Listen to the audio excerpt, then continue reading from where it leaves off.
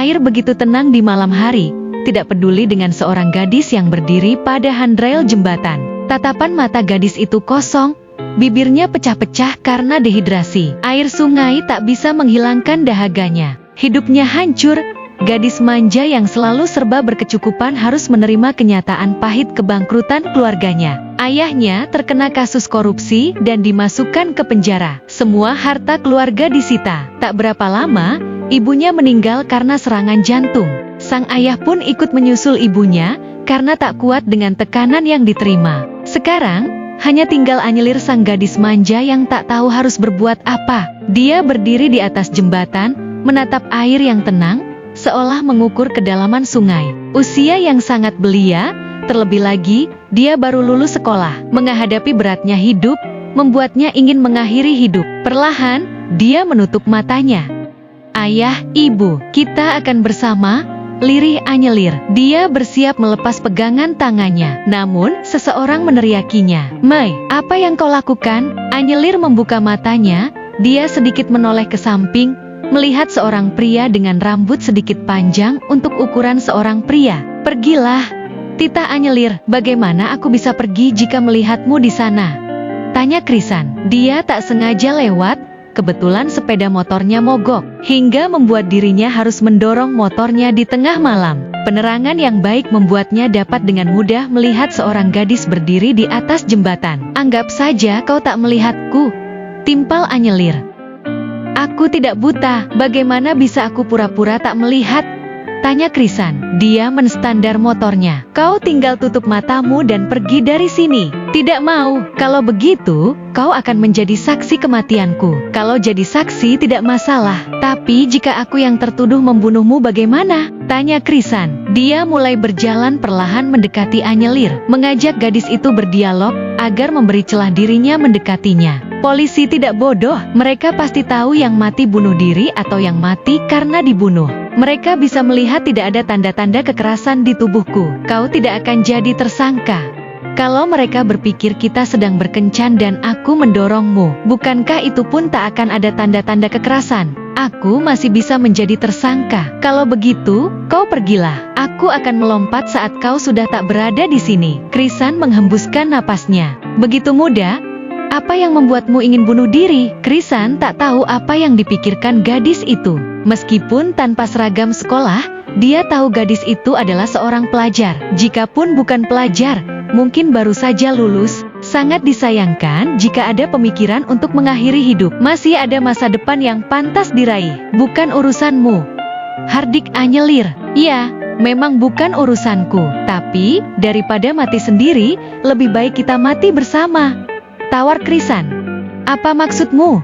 Tanya Anyelir bingung. Kau pasti memiliki tekanan besar hingga ingin bunuh diri. Aku pun sedang bersedih, aku pun ingin mati. Tapi, aku tak ingin mati sendiri. Kebetulan ada kau di sini. Kita bisa mati bersama, ujar Krisan melangkah hanya satu langkah. Kenapa kau ingin mati? Apa yang terjadi padamu? Aku seharusnya menikah kemarin. Namun, Krisan menunduk seolah bersedih. Calon pengantinku meninggalkanku. Seharusnya kami sudah berbulan madu saat ini. Tapi, semua itu tinggal angan. Rasanya sangat sakit di hati. Anyelir mengedipkan mata. Apa calon pengantinmu meninggal? Kau sudah mati saat itu. Bagaimana kau bisa protes? Lagi pula, kita akan mati bersama. Orang yang melihat akan mengira kita mati karena cinta. Berita kita akan viral. Mungkin akan ada judul Romeo and Juliet masa kini, yang melihat pun akan kasihan. Kemungkinan dimakamkan di liang lahat yang sama bisa saja terjadi, tutur Krisan. Dia melangkah semakin mendekat pada Anyelir. Sedang apa kau? Berhenti di situ, hardik Anyelir yang melihat Krisan melangkah semakin dekat dengannya. Tangannya mengacung sebelah, memberi peringatan pada Krisan untuk mundur. Aku tak mau satu liang lahat denganmu. Krisan berhenti, dia takut Anyelir melepas kedua tangannya. Kini, Anyelir hanya menggunakan satu tangan untuk menahan tubuhnya pada handrail.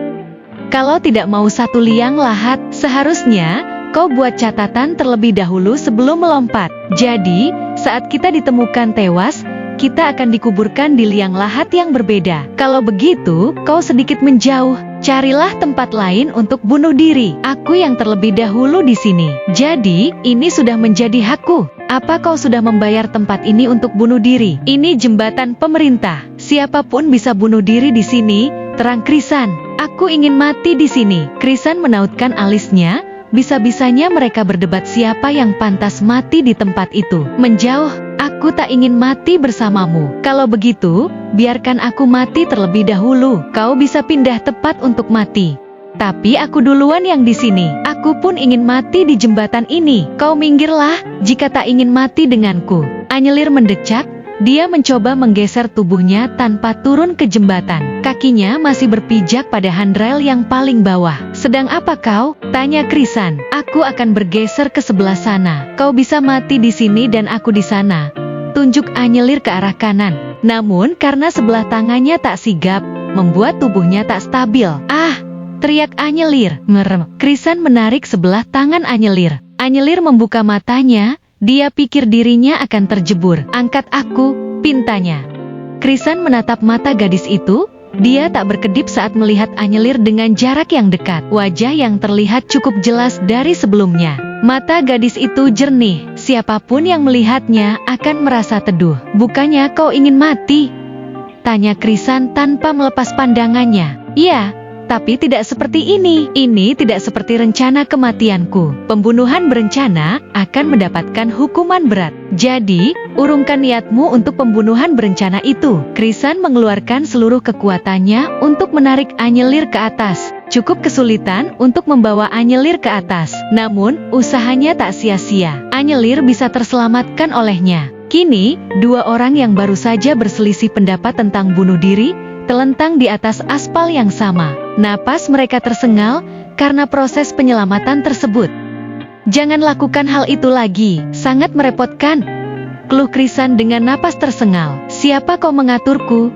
Tanya Anyelir sinis. Dia menatap bintang di langit. Aku tidak tahu apa masalahmu hingga berniat bunuh diri. Namun mulai sekarang, kau bisa mengandalkanku. Anyelir menoleh. Menatap wajah Krisan dari samping. Apa kau ingin membantuku? Apa kau ingin bersamaku? Krisan ikut menatap gadis remaja itu. Ya, jawabnya pasti. Kalau begitu, buktikan ucapanmu.